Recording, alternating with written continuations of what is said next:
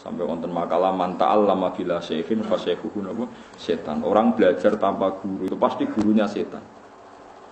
Kenapa kok gurunya setan? Karena kebenaran itu tidak bisa berdiri sendiri. Coba orang itu tidak bisa loh ngomong kebenaran meskipun ditulis. Misalnya cacili, saya ngomong begini. Cung sing penting ku mangan. Terus dia hanya berdasar teks, memang ada kata teks, sementing ku mangan. Terus cacili ku mangan terus gak tahu ngombe kan ya mati. Tapi beda kalau dia diasuh guru, diasuh pembantu atau ibunya. Sementing mangan cung, mangan. Ternyata ya diobeni, bar mangan didusi, wayahe nguyuh ya dicawii. Sehingga dia menyimpulkan meskipun yang dikatakan sing penting mangan ternyata ada sekian hal yang penting. Tapi kalau Anda hanya percaya teks saja, ngetek berat. Makanya misalnya ada ayat faqtulul musyrikin haitsu wajadtumhum, ketemu musyrik diwe pateni. Terus kamu tidak usah guru, ketemu musyrik itu pateni. Padahal kita menangi Rasulullah tidak selalu kalau ketemu musyrik mateni. Kita ketemu sahabat tidak selalu kalau ketemu orang musyrik dipateni. Bahkan Rasulullah punya akad perdamaian dengan kafir dhimmi. Guru-guru kita ya biasa kolaan Cina, kaji-kaji ya biasa dagangan sampai Cina. Kok ramen dipateni? Sesuai kan mikir, yono kontak pateni, yono kontak berdamai. Mergo nganggo guru, nganggo tektok. De facto lu musyrikina, itu wajah dumuh mesti dia ketemu. Nah itu makanya ahwal, makanya disebut di ilmu tarekat ahwalul masyayikh. Perilaku masyayikh itu master. Bukan tek tapi perilaku masyayikh. Karena kalau tek itu punya masalah seperti ini tadi.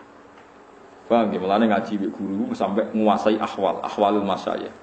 Gimana ahwalul masyayikh? Ahwal itu satu perilaku. Jadi itu penting kalau atur. Saiki wong karo wis tak sinau tek dianalisis. Menganalisis itu nak orang nganggo guru malah melengkar. Kita contohno ngeten nggih, misale sampean ono nasi, ada nasi terus sampean mau makan. Kepengin mangan sate ono nasi wis pangan.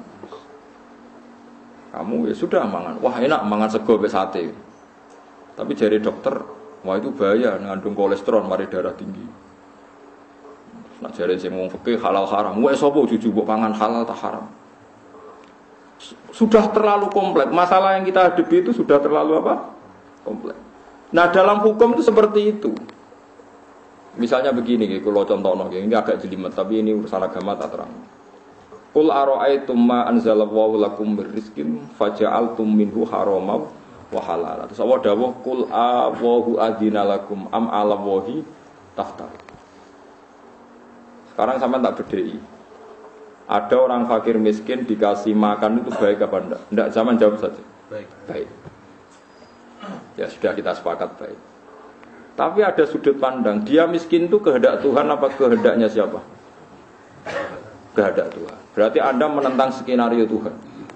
Karena Tuhan menghendaki dia miskin, tapi kamu menghendaki dia kaya. Berarti Anda melawan setting Tuhan.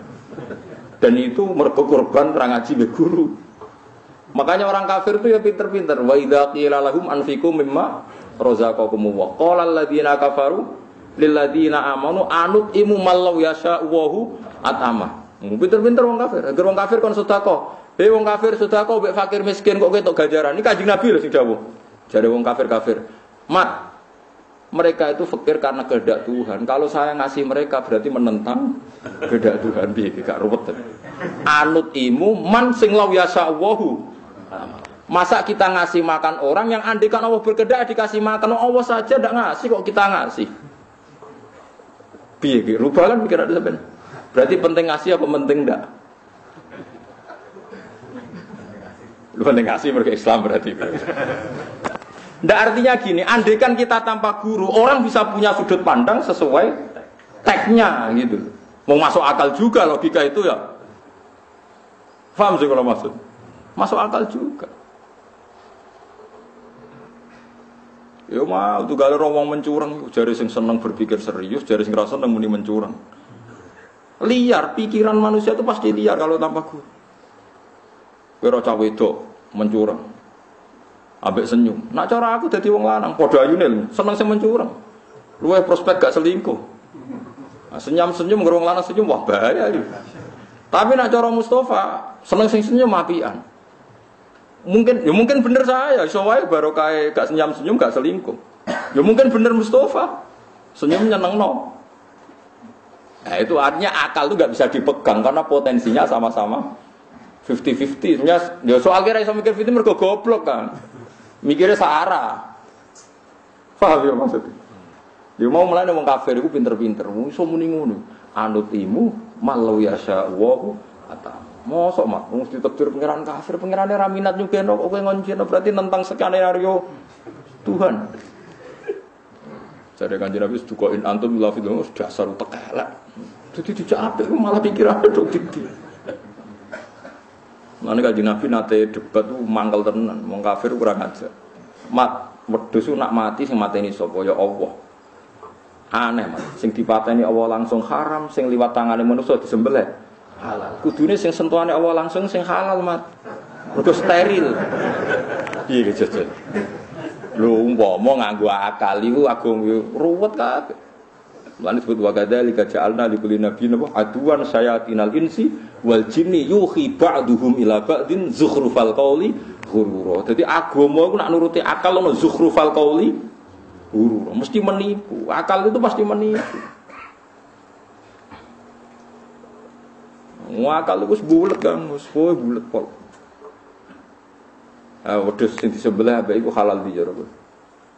Sematene Allah langsung mbok haram kan ngenyek pangeran.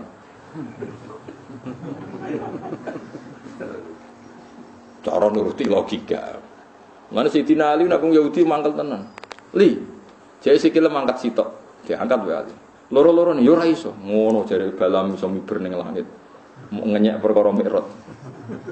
Bareng takok Umar dibaca, Umar emoh diskusi repot. Mudun wong Yahudi kok utek udah banget. Yutek udah banget. Mulane kabeh nabi butuh fatona. Mergo nak logika itu dipakai nabi harus cukup punya punya kecerdasan. Dan kadang kecerdasan itu butuh ngendikan elek.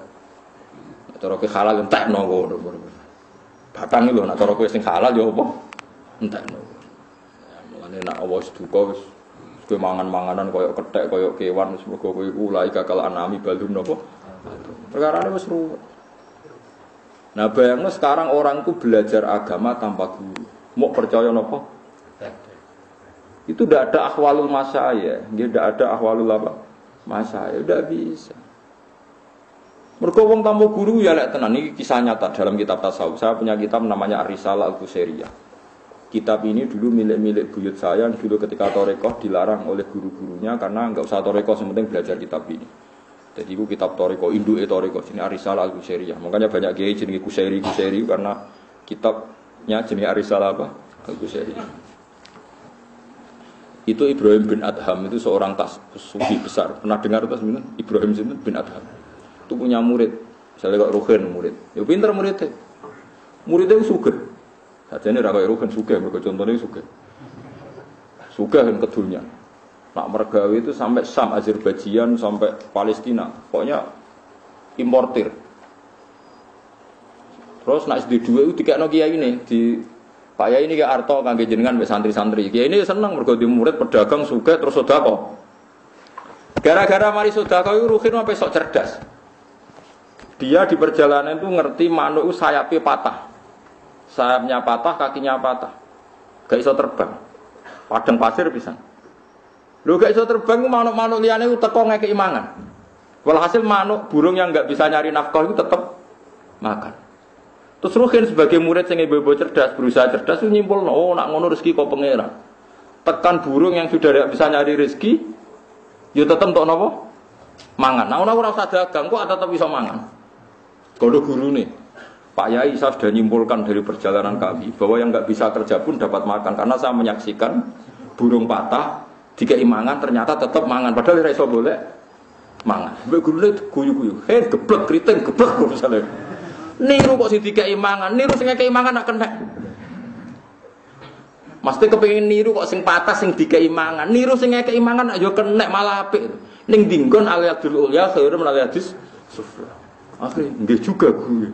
Wes mergo enak niru kok ape niru sing dikai mangan, niru ya sing ngekeki mangan. Ini contoh pembanding guru. Sebenarnya kesimpulannya Ruhin ndak goblok-goblok amat. Mau rontok goblok. Yaiku nyimpulno ternyata yang nggak bisa kerja pun bisa dapat rezeki. Tapi gurune luwih pinter, niru kok sing dikeki, niru kok pasen, niru yo sing ngrumat sing ngekeki mangan. Wong dawuh Nabi al-yadul ulya khairun al-yadis sufla. Nggih Gusti kula, nggih guru kula tak niru sing ngekeki mangan terus kerjane nyumbang santri. Lah jangan-jangan cara pandang kita tentang Islam itu sing separuh keliru ngene iku, mergo tanpa guru. Gak duwe gak duwe pembanding. Menak guru roh kan. Kayak kula barang wis pengalaman maca kitab kata di guru kata terus trauma nggih mun kata. Kasus rapati kata. Nah kadang sampean ora kasus akeh mikir aku mau lagi. Kok ape mandiri berpikir.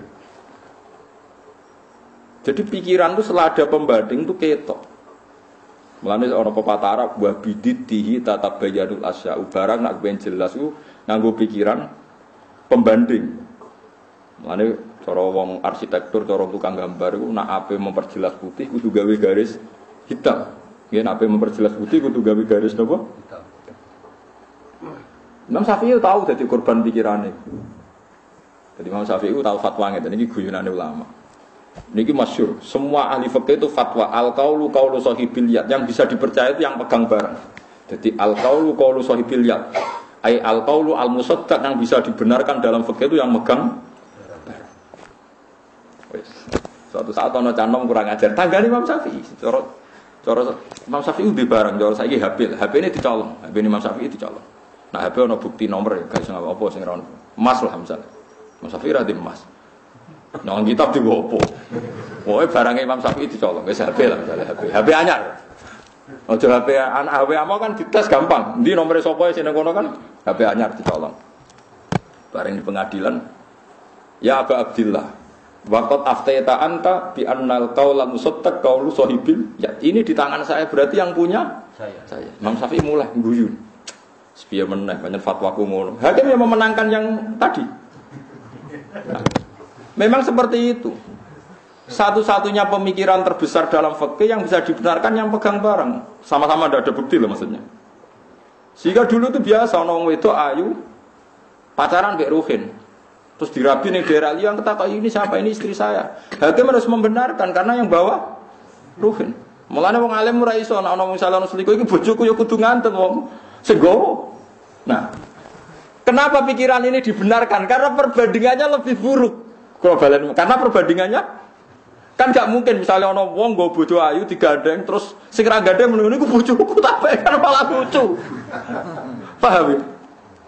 Ono wong gandeng wong ayu bu. Terus ono wong liya ora gandeng. Nah gandeng kan bukti rukun. Kan ono iku bojoku Pak Hakim kan malah aneh. Wong ndak pegang kok ngaku kan lebih aneh. Paham ya? Ada orang bawa Mercy, bawa Alphard, terus ono wong sing nggawa, itu mobilku dibawa orang itu kan lebih aneh. Nah, kadang pikiran fikih dibenarkan karena pembandingnya lebih buruk. Makanya al-qaulu qaulu sahibil ya, pokoknya yang pegang barang dianggap yang punya. Karena lebih aneh kalau tidak megang dikatakan. Nah, ngono enak kan ke Malioboro ngrono wong gowo iku bojoku. Malah aneh kan. Aneh ndi? Lho mendingan sing gandeng meskipun botenan bora kan mendingan relatif. Lah iku jenenge al-qaulu qaulu sahibil. Kecuali ada bayinah, tentu kalau ada bayinah jelas. Ini asumsi awal. Lagi-lagi bayangkan Anda beragama, lagi-lagi Anda bayangkan Anda beragama tanpa pembanding seorang nopo guru disebut muqabbal.